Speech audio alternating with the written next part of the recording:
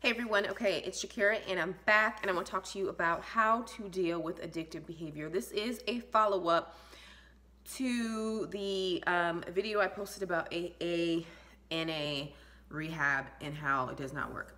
A few of you guys got mad and defensive and said you were going to unsubscribe and blah, blah, blah, and wrote your 2 cents. And so that's fine. You know, anybody that's that decides to unsubscribe because of that video, bye. You know, not in a mean way, but you know, people have to understand that sometimes the truth is gonna hurt and it's going to require you to think about things. You've got to use your brain, which a lot of us don't use, whether you are have been addicted to something or not.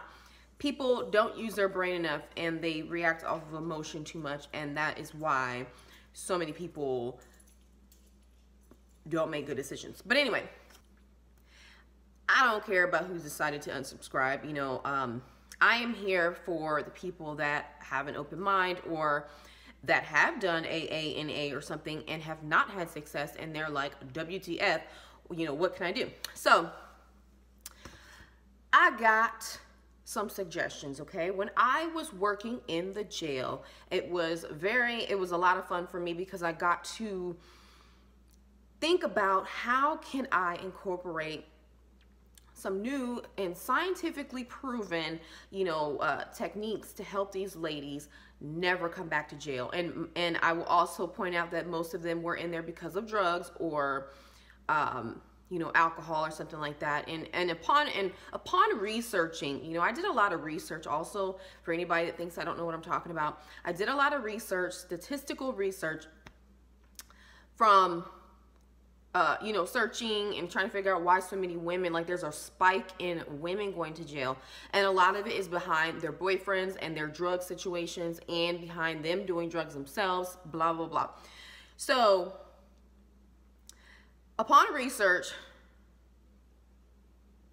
sorry, I got a notification. Anyway, so let's just get to what does help, because this is important for anybody that is looking for alternative ways to get better.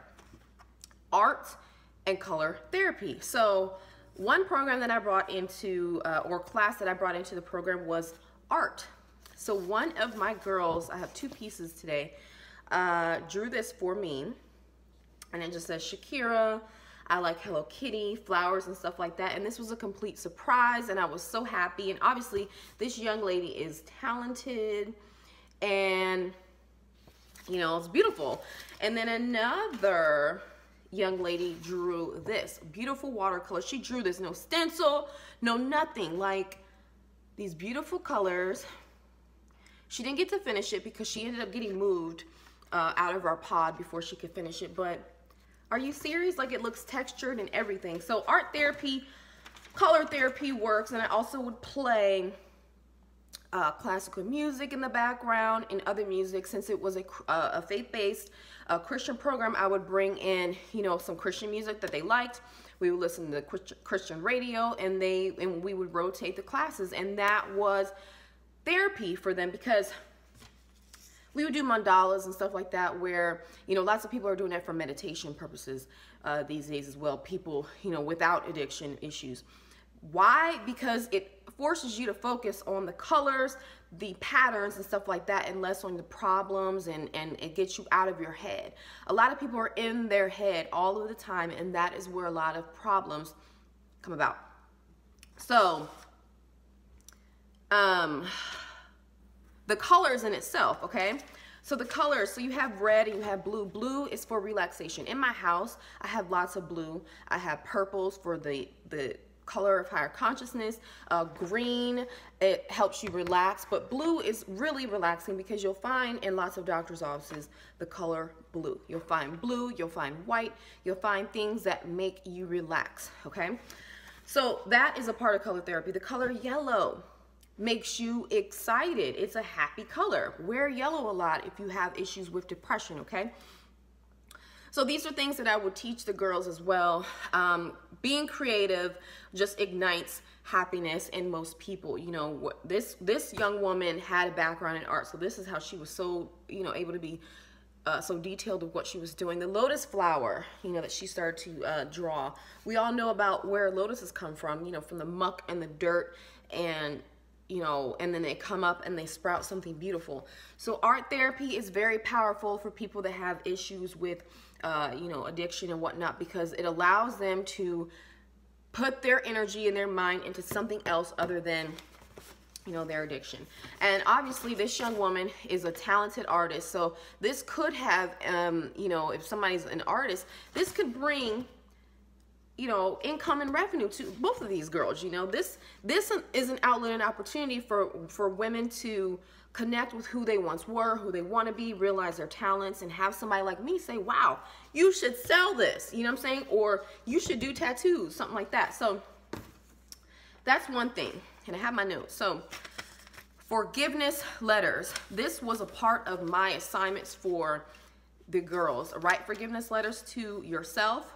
I'm gonna have makeup on my hand. Yourself, because lots of us hold anger within us towards ourselves for messing up in life. If you know, if you've gone to jail, gone to prison or something like that, or if you've had situations where your addiction has ruined relationships, sorry, I can't even talk, ruined relationships, lost money or homes, or, you know, whatever, or maybe even your kids, you know, that's a big thing for women in the system. They end up losing their kids. There are millions of motherless and fatherless children because of addiction.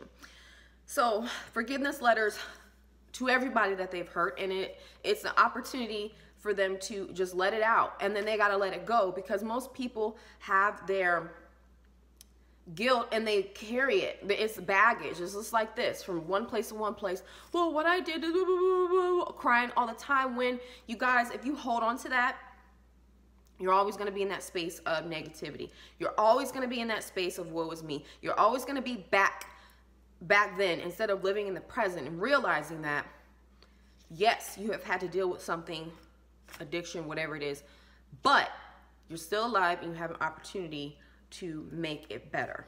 Okay? So forgiveness letters. Music therapy. As I just stated, I did that with the art piece of my program because you know, why not? Music also raises your vibration. You ever wonder why, you know, Cardi B comes on, or Beyonce, or whoever your favorite artist is comes on, everybody just gets happy and they're dancing?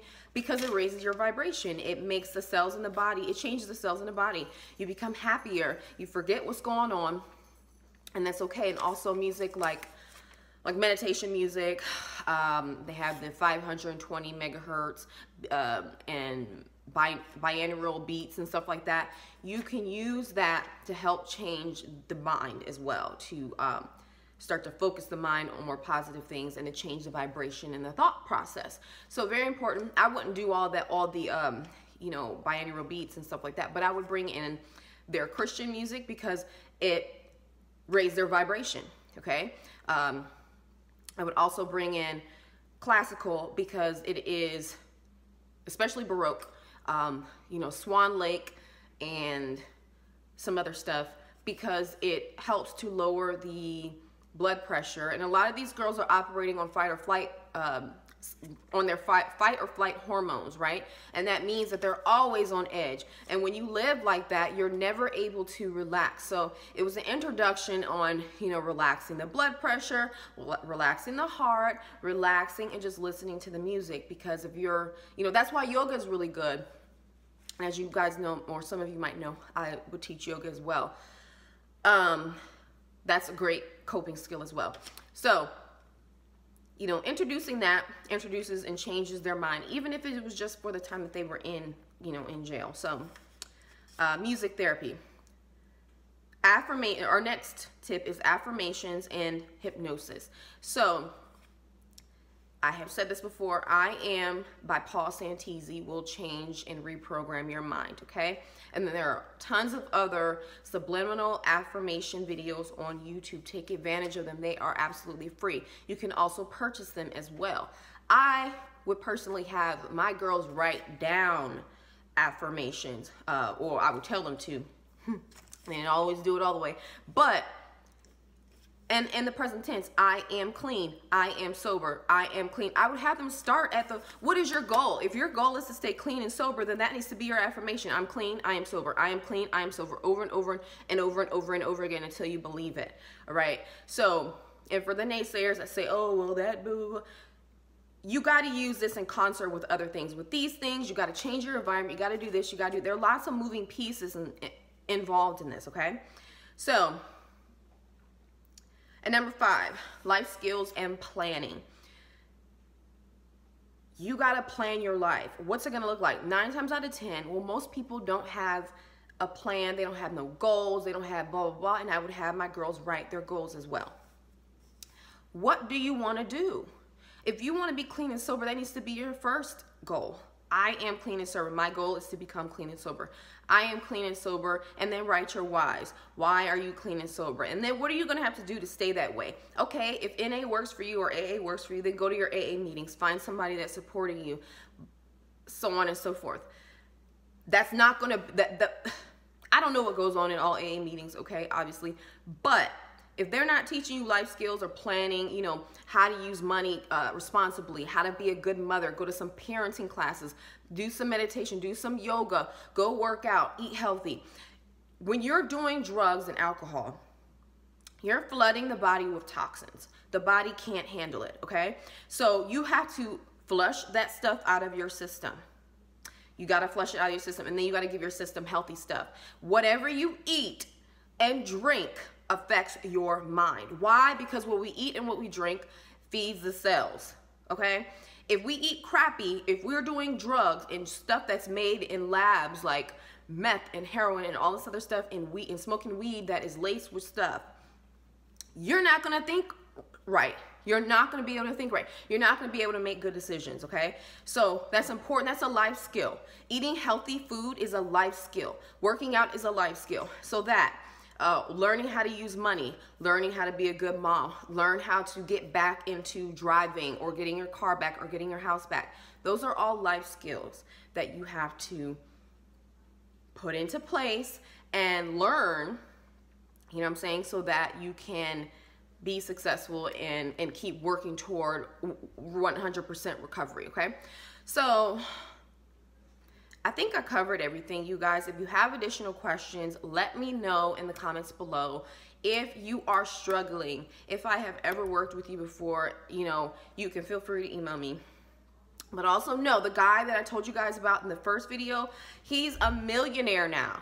This man is a millionaire now. He's married, he's happy, and, you know, he admits that it took time, but it happened for him, and it can happen for you as well. You have to become obsessed with your recovery and know that you are stronger than the addiction. Power is within you. So for anybody that, you know, believes, that is a believer or believes in God or whatever, and knows that if we came from God or the universe, if you aren't religious, then that means that you are a part of God or the creator or the universe. So therefore, you can create. You can go create your life. I'm not the first to say this. I didn't make this up, you know, but this was hidden information that has now become available to the average Joe, you know, but you have to tap in and understand and harness that power. Take your power, understand how powerful you are, and then use it. Okay, so that's going to do it for this video. I hope that you found it helpful. As always, I thank you so much for watching. See you in the next video. Bye.